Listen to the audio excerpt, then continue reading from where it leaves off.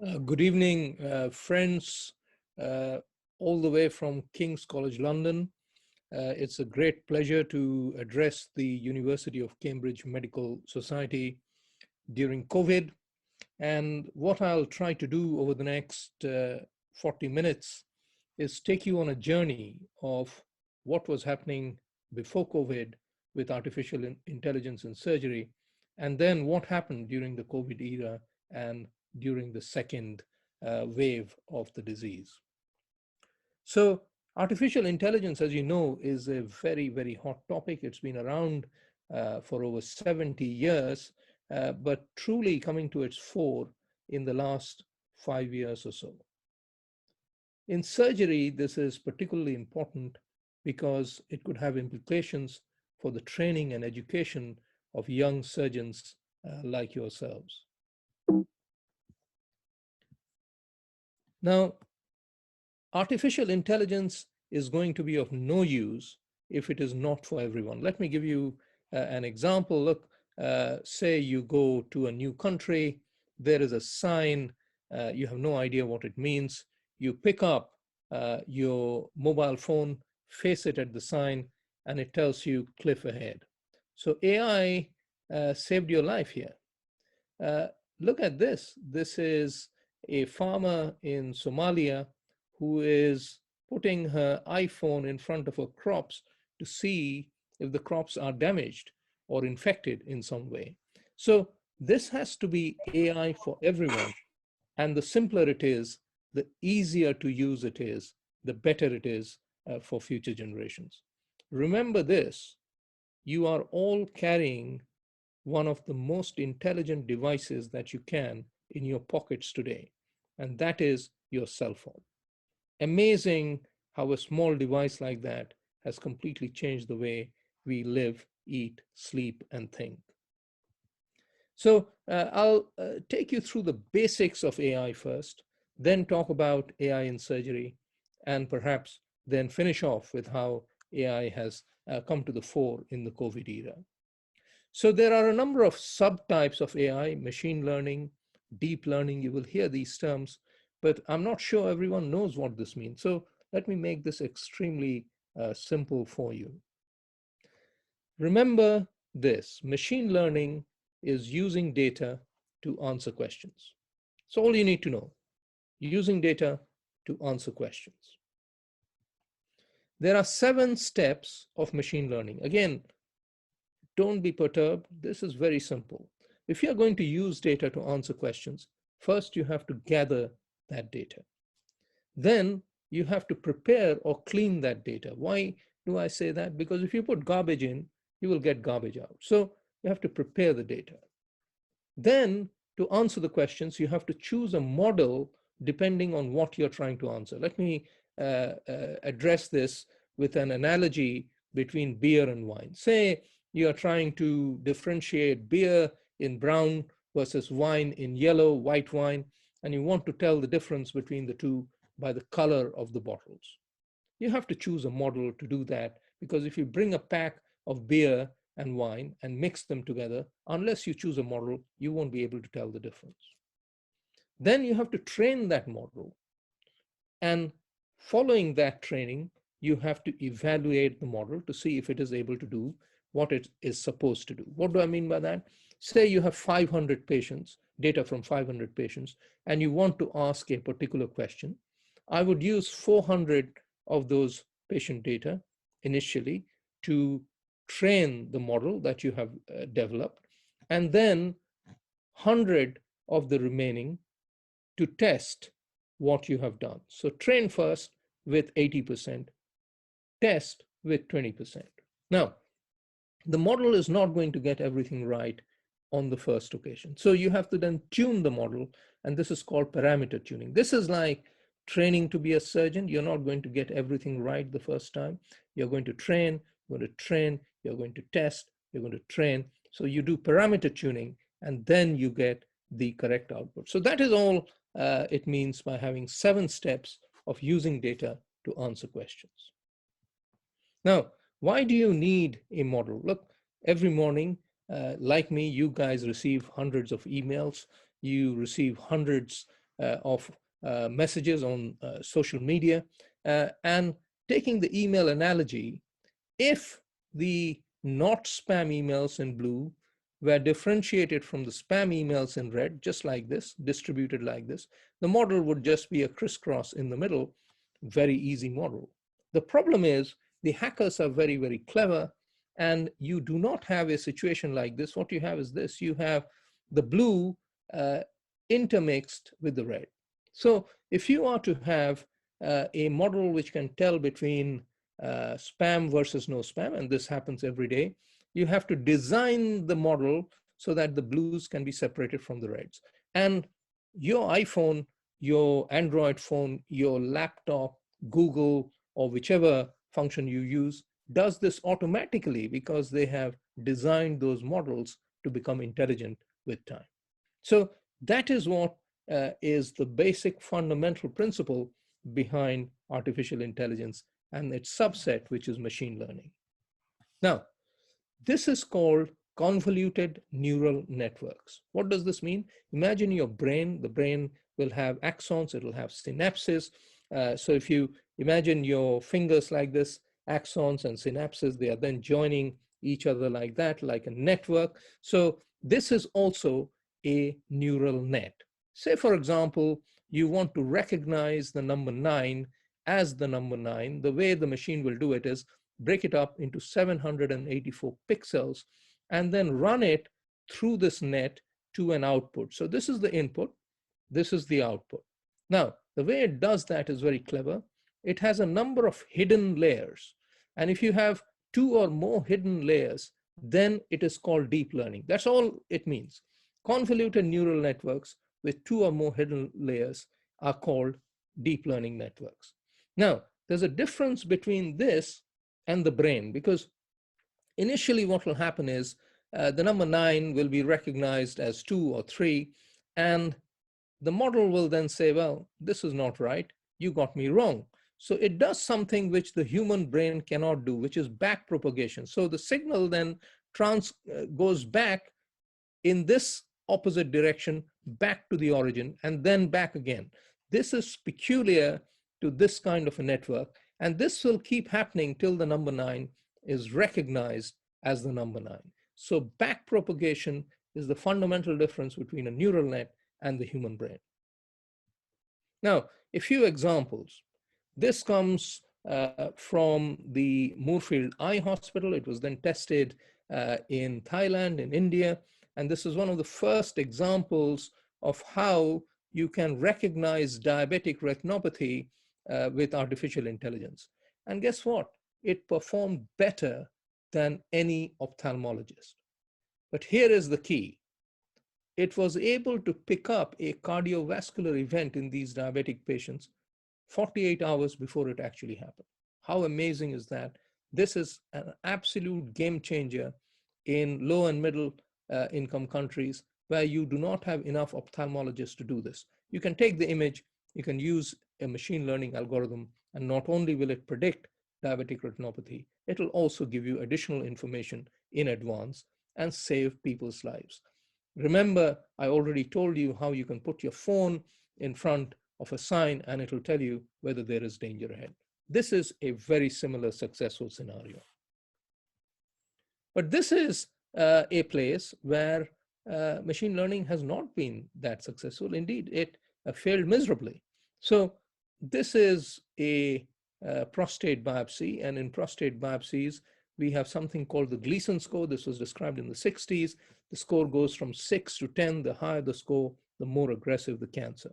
Now, this was a machine learning algorithm which tried to tell the Gleason score automatically, as opposed to human pathologists who would always have some difference between 2 or 3 pathologists reporting on the same pathology sample, same biopsy.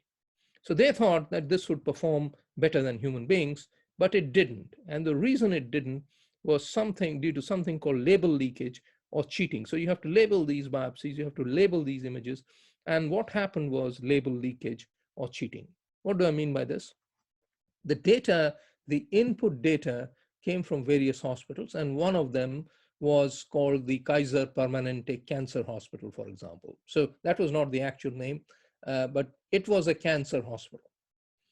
And the algorithm thought that everything that came from the cancer hospital was a cancer, which wasn't the case. So it got it all horribly wrong. So junk in, junk out, classic example. So machine learning always does not do well, and you have to be aware of this concept of label leakage. Now in surgery, and this is something we have been doing happily in the pre-COVID era, I am a robotic surgeon, and as Rahul said to you, I've been working with a team in Southern California from the University of Keck. And the reason for working with this team is Andrew Hung used to be, who's a surgeon like me, used to be my associate editor for the British Journal of Urology International, of which I was the editor-in-chief until the middle of this year when I did finish my 2 terms and handed over to the next editor-in-chief during COVID. So you can imagine how difficult it is taking this vast amount of online data and handing it over to a new team. But the BJUI was an artificially intelligent journal. It could actually look at what people were doing online when they were visiting the site and actually offer them something they wanted to read rather than something that I wanted them to read. So that the person behind that was Andrew Hung, who's a dear friend. And Andrew developed something called automated performance metrics. What does this mean? When I operate as a surgeon, then the direct instrument movement of my instruments will translate into a particular outcome for a patient. And it is the combination of these movements which will lead to a particular good or, on rare occasions, a bad outcomes. Can a machine report these outcomes better than my own eye? The answer is yes, but with a paradox. So let me explain this to you. To understand this first, you need to understand the Da Vinci system. We used to do open surgery with a cut on the belly.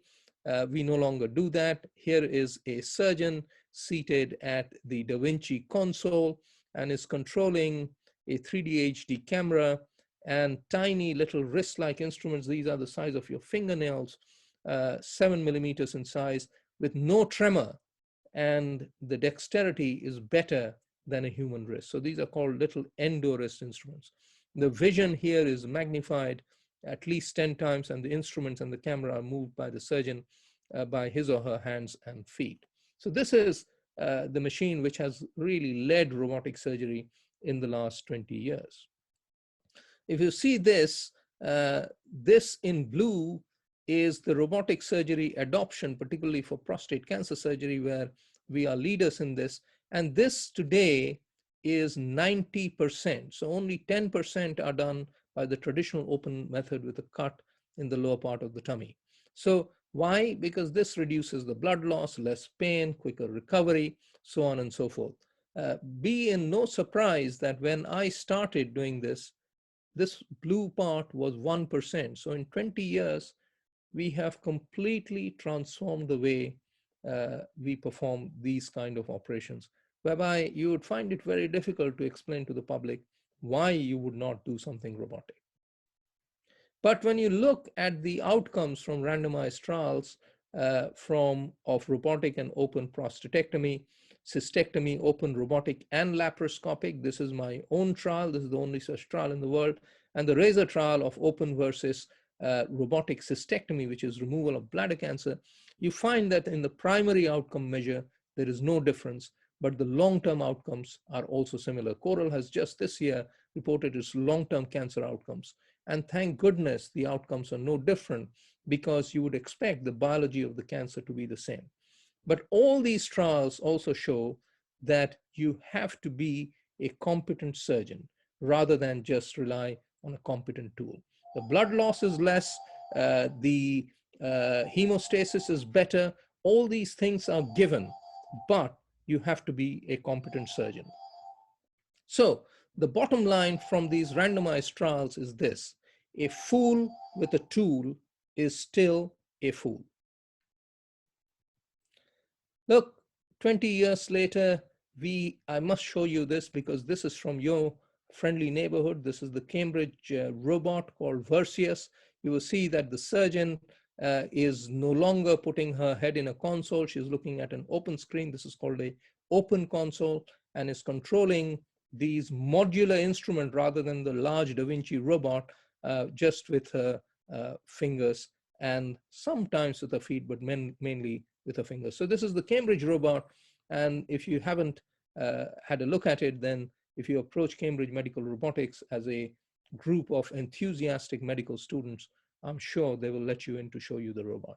This is a fantastic challenger to a 20-year-old monopoly.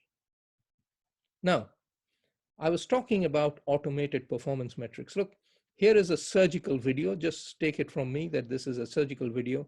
This is the prostate. These are these tiny little endo wrists that I showed you. And this is, we see this typically in 3D HD.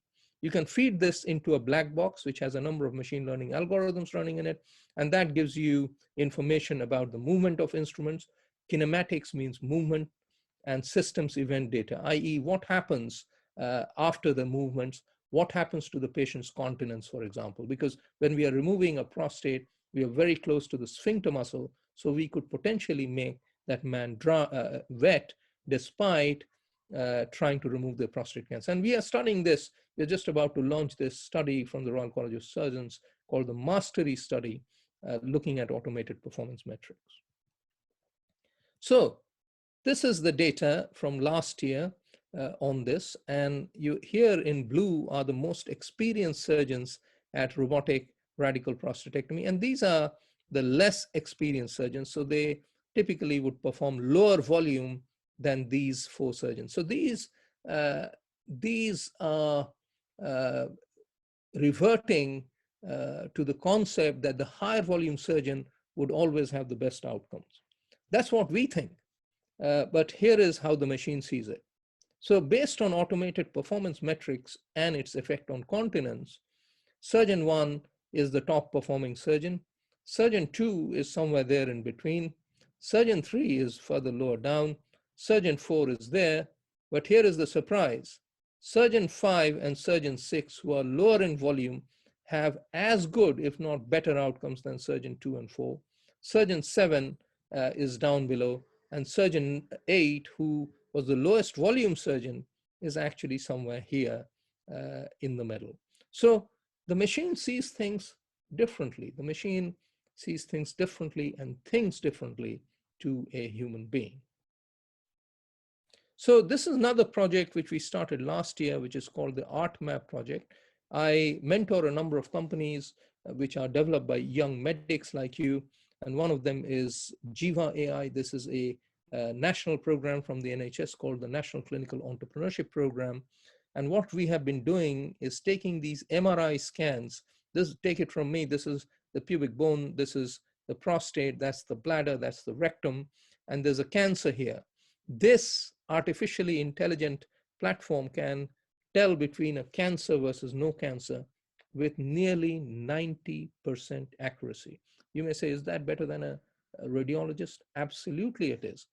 Not saying that the radiologists are incompetent, because they are not. These are expert radiologists. But if you look countrywide, there is variations between reporting of different radiologists in different parts of the country based on the same scans. So this is purely a human thing, whereby we as human beings will often perceive things differently from each other. But the ArtMap project with Jiva AI takes away that difference in perception and predicts this much more accurately. So something like this, I think in future, is going to be more predictive and add value to the radiologist's report. So what do we do then with these amazing CT and MRI scans? Well, we can volumize these 2D scans, and this is another machine learning algorithm which is doing that automatically. And once you have done that, you press a button and you get a 3D image of that flat organ. So this is, you can see I'm deliberately showing you the heart because it's a very complex organ to get a 3D image out of from a 2D image. But this can all be done automatically. And then you press a button and overnight it gives you a 3D print. So in my own specialty, which is prostate cancer, here is a 3D printed prostate, and here is that prostate that I removed. So I took this 3D printed prostate based on the patient's MRI into the operating room. Please take this from me. This is where the prostate joins the bladder. This is where it joins that sphincter muscle on the urethra, and that is the tumor. It is protruding outside the prostate, and it is literally a millimeter from the sphincter muscle. This is the cancer that I removed. I could easily plan the operation because I'm clear of the sphincter muscle. I am clear of the tumor, and the nerves for erections, which are on the two sides of the prostate, were easily spared. Now, this is completely personalized surgery, and we have been studying this over the last few years in patients who have these kinds of aggressive cancers. In tumors like this, which are protruding out of the prostate gland, if I used just standard operating, then the chance of leaving cancer behind or having a positive margin whereby the cancer is touching the surface, because we dunk this whole thing in ink and then we cut pieces of this to see if there is anything touching the surface, which is called a positive margin. Now, positive margins are not good for patients, but typically worldwide, if you look at the literature, the margin rates are 35%. With 3D printing, we have reduced it to 10%. So this is very good news for patients. The other place where machine learning has had a radical change is predicting patients where the cancer has returned, which is called a biochemical recurrence after I have removed their prostate. And these are 3 machine learning algorithms which all perform better than conventional statistics. So this is again a game changer for looking after patients following very experienced surgeons operating on them. If you want to read up more about this, earlier this year, Andrew Hung, who I mentioned from California, and I, along with a team of us, published a review on AI in our specialty. So over 100 articles are already in the literature. Most of them are for diagnosis.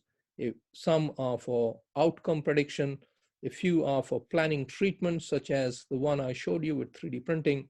And then a few are for surgical skills evaluation. So for example, bladder cancer biomarkers or breast cancer biomarkers, removing stones by keyhole surgery, the outcomes of that, can we predict it? Yes, we can. New drugs, which are the drugs which are going to be effective in patients with prostate cancer, which has become castrate resistant, i.e.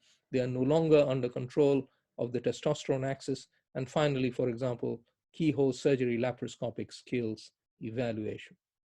So this is all going along very nicely till earlier this year. And then in March, the first lockdown happened.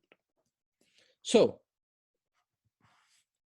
I mentioned to you, Rahul, that we had written a blog on COVID-19 and urology. I was still the editor of the BJUI.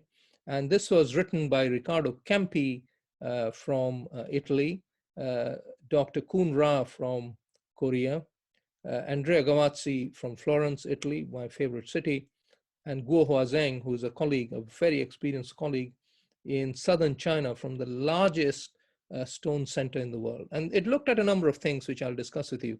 How were they dealing with outpatient clinics? Had they stopped elective operating? What about the cancers which were waiting to be treated? What about emergencies? And are urologists being redeployed to do look after critically ill patients? And I'll come to you with the answers one by one.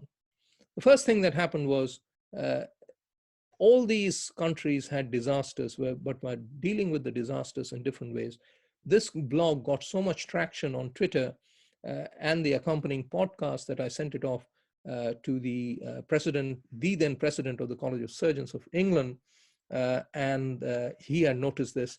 And this really, in many ways, guided as to what we could do, not just in my specialty, but in other surgical specialties.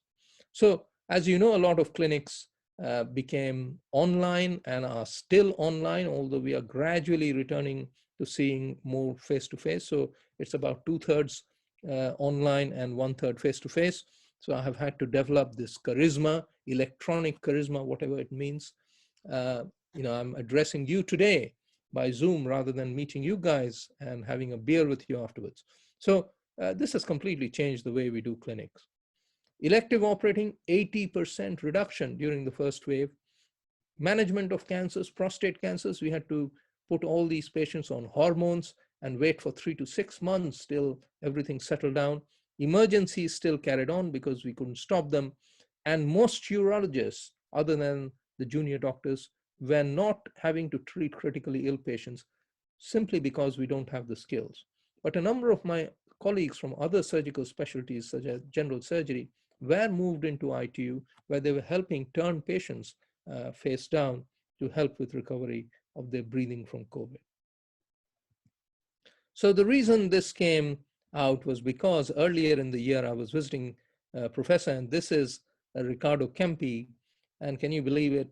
We had a wonderful time at a conference in Florence where they hosted me for 3 days. I spoke to young doctors, young students, a fantastic time. And then everything shut. I mean, if you see at the time, just at the beginning of March, they had nearly 30,000 patients with nearly 2,000 dead. And now it is well over 50,000. So a second disaster has happened there, just like it happened to us. So this is the COVID Surge Lancet Collaborative, which was a number of centers worldwide. And this is the worrying figure, 24% 30-day mortality. This is what really scared surgeons, but also scared their patients. So we decided to look at this ourselves. We were part of COVID Surge, but we wanted to look at this ourselves because this seemed a bit odd to us. So this is a paper which has been published by Luke Stroman, one of my fellows. I'm the senior author on this in BJUI Compass. And this is, again, look from 1st March to 31st May during the first wave. 611 patients in my department, majority male, 3/4 male, 1/4 female. And if you see, over 80% were treated in a COVID hot site, and 17% were treated in a COVID cold site. This was completely free of COVID. Initially, it was at Guy's, which is where my clinical practice is. But then we have had to move, thanks to the private hospital, which sits on top of Guy's Cancer. The top 2 floors are by a private group called HCA, and they very kindly said, we will go out on a limb, help the NHS. And therefore, all the cold work, all the cold robotic work started happening at the cold site where nobody had any COVID. So look at this. Our mortality rate was 0.3%, not 24%. Yeah. And even at the cold site, very few patients got COVID.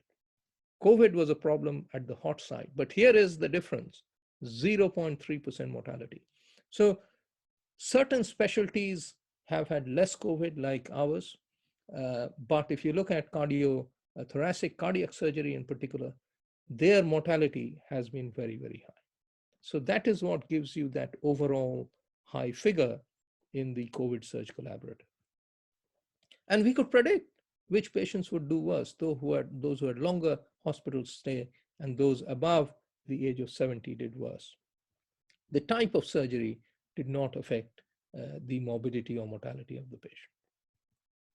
So this was just presented by my colleague, Ben Chalacum, at our virtual British Association of Urological Surgeons meeting.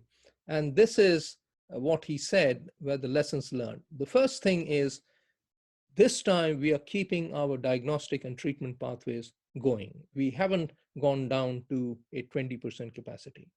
We have regional hubs which are COVID clean. We are isolating and testing more effectively, just like the Chinese and the Koreans did during the first wave. There was so much conflicting information about testing. People say, what's the point in testing? If you have it, you have it. Herd immunity, blah, blah, blah, blah, and blah, blah. The other countries did it differently. We didn't. Now we are doing this much more effectively. We are using spinal anesthetic rather than a general anesthetic where we can. In robotic surgery, we can't. We have to give them a general anesthetic, but spinal is safer. We are doing our biopsies, for example, prostate biopsy, under local anesthetic, if possible, rather than sedating the patients. And we have found that robotics and laparoscopy is completely safe at a COVID cold site. In fact, I was one of the chairs in the European Robotic Urology section, and we brought out guidelines about robotics and how to be doing this safely during COVID. And then we come back after the first show of the pandemic to the emerging role of AI in the fight against COVID-19. This is in a very high impact journal. This is the highest impact surgical journal in the world, 17.9, and it is actually within my specialty. So let me take you through this. You will remember from your earlier anatomy and physiology days, just imagine this to be the cell membrane of the nasal mucosa, or a cell membrane of a nasal mucosal cell. On it sits this receptor called ACE2. ACE2 is the same as the renin-angiotensin system receptor in the kidneys. And this is the receptor for our invisible enemy with these little spike proteins. You must have seen thousands of pictures of this. And this is how the enemy gains access into the cell. But look, underneath sitting here is a molecule called TMPRSS2. TMPRSS2 is found in over 50% of patients with prostate cancer. How interesting is this? So what we are now doing is use artificial intelligence to interrogate the Zoe app, which has data on 5 million patients. And this is an app which was developed in King's by one of my colleagues, published in Science and Nature Medicine. In fact, this was one of the first apps which predicted that anosmia and change of taste were early signs of COVID. And we are currently interrogating this app to see if blocking this with prostate pills that we use like dutasteride and finasteride can actually reduce the intensity of COVID, or perhaps even if taken once a week, be a prophylaxis against this virus. So this is the use of AI amongst other uses, early warning signs and so on, even vaccine development, to see if we can use AI to predict which drugs could work against TMPRSS2. The other thing that has happened is that we got a large grant during COVID. This was nearly 12 million. This is my group from King's along with Southampton and Nottingham. And this is called Trustworthy Autonomous Systems. So what does this mean? The press got hold of it. This is from the Telegraph. And they said, look, Prof, 28.4 million operations are being canceled. Is it possible that you could be operating, and to increase capacity, autonomous robots operating in neighboring rooms, doing surgery safely? And I said, look, there are certain things today that a machine can do better than a human being, such as stitching. This has already been published in Science Translational Medicine. You can actually stitch more accurately than a human being with a machine. But to imagine that I will just have coffee, press a button, and these autonomous robots today will go and do their own things is just pure science fiction. This call of autonomous, trustworthy autonomous systems is precisely that, to look at trust, to see where we can use autonomy and where human beings do things better than patients. So thankfully, the press guy who wrote this was a very sensible bloke, and this is the cartoon which appeared in the Telegraph along with this article. But there are certain things which we are doing today during the pandemic. We cannot do things autonomously, but we can transport the best surgeon anywhere in the world without actually transporting him or her. And we do that with another platform called Proximy, again from the National Clinical Entrepreneurship Program that I have helped set up. And you can download this on your laptop or your tablet, and you can literally transport a surgeon's voice, a surgeon's face, a surgeon's movements across the internet to anywhere on earth. And actually, what happened was during COVID, a very complex operation happened at Guy's by one of my surgical colleagues, Archana Fernando, and she was monitored and mentored and helped 5,000 miles away from Seattle by another colleague, Jim Porter, and that made headline news in the Sunday Times and Sky News. We have been working on this for nearly 3 years. Here is one of those first operations. The patient was happily featured because he agreed to be featured. He was actually a BT engineer, and the headline was "Pioneering Awkward, Where is the Cree Surgeon?" So this is my fellow who's operating. He's a Malaysian surgeon, and there is me, nowhere to be seen, guiding him. He can hear my voice. He can see these images. My hand is visible, and I'm telling him, cut here, don't cut there, be careful here, etc. So proximity can today transmit the best surgeon anywhere on earth and democratize surgery.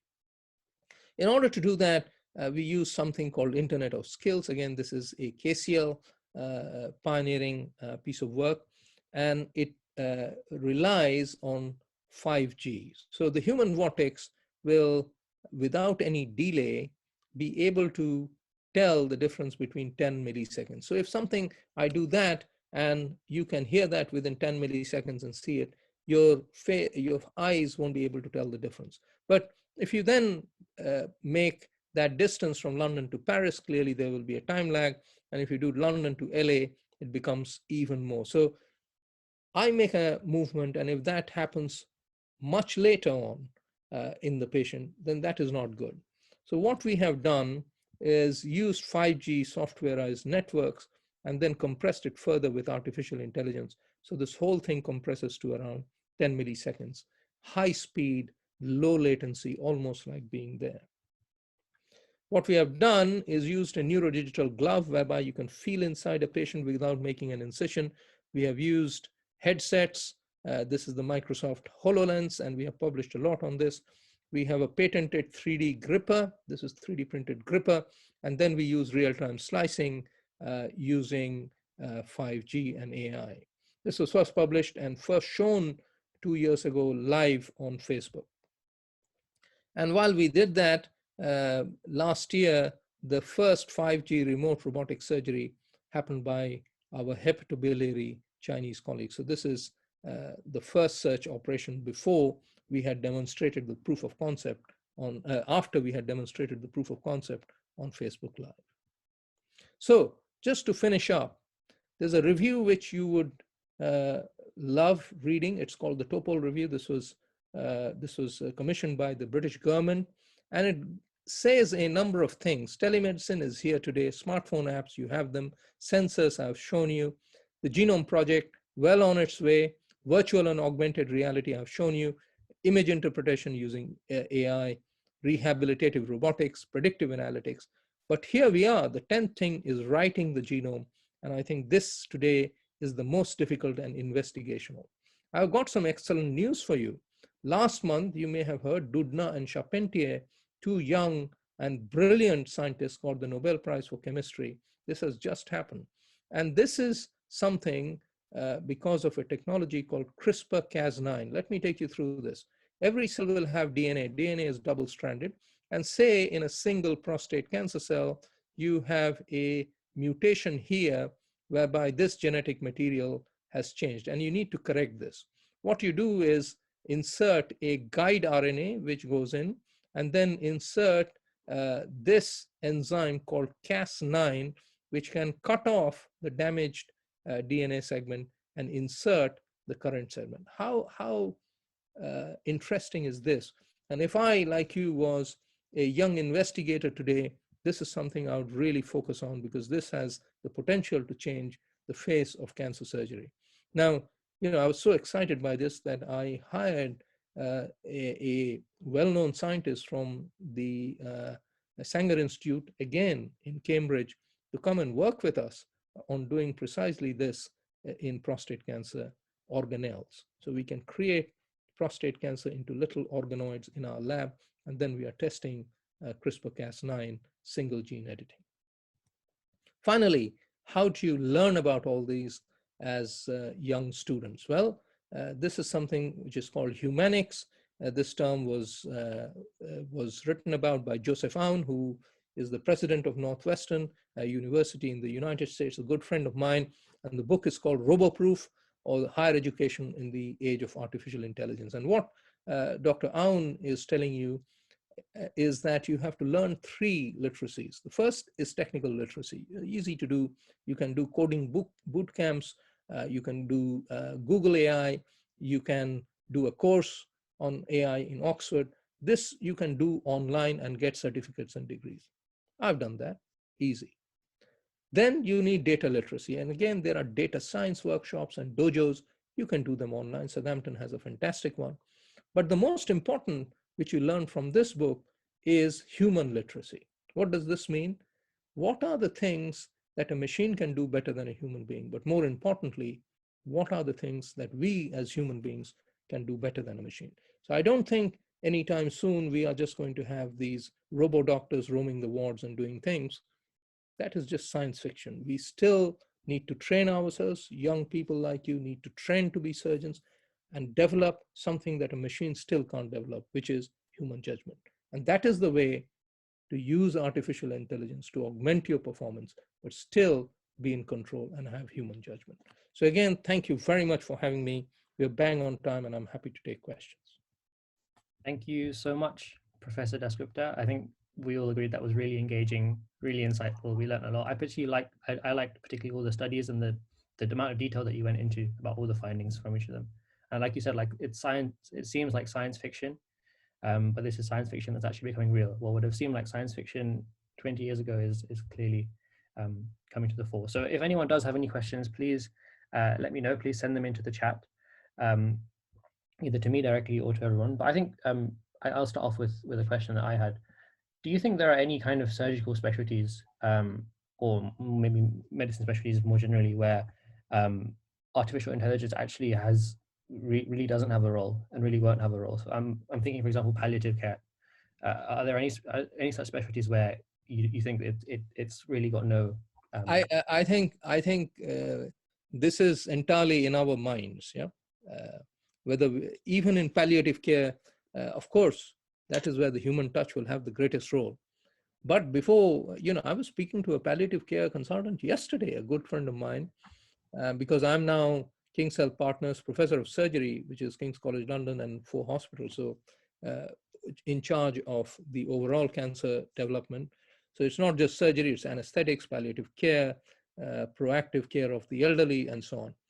And she was asking me yesterday to see if we could, of these 1,600 patients on which she has data, all anonymized, whether we could use AI to predict early warning signs before deterioration. So this is entirely up to your imagination, and what is binding us and stopping us is our imagination. So certainly in palliative care, the human touch has to be more important. You have to be there. You have to show you are the friend to the patient, to their families, because there's nothing more you can do. But even before the patient gets to that stage, you can use AI. Fantastic. Yeah, thanks. We've got questions coming into the chat. With the rise in low-cost microcomputers like Raspberry Pis, how long would it be before sophisticated neural engines can be developed to feasibly conduct independent surgery without the need for surgeons to be on hand, especially in countries with low GDP? So developing countries, how do you think there's more of a role there? Perhaps? You are asking questions which are happening in real time, and this is one of the benefits of the pandemic. Today at 12 o'clock, I had a Zoom call with the Prime Minister of India's office, because they had invited me as a scientist and as a surgeon to speak at a international conference called Vaibhav, where for 30 days there were discussions about, amongst other things, robotics. And the PMO's office was saying, can we do exactly that? Low-cost tools, can we have a large rural population? Can we deploy Internet of Skills? Blah, blah, blah, blah, blah.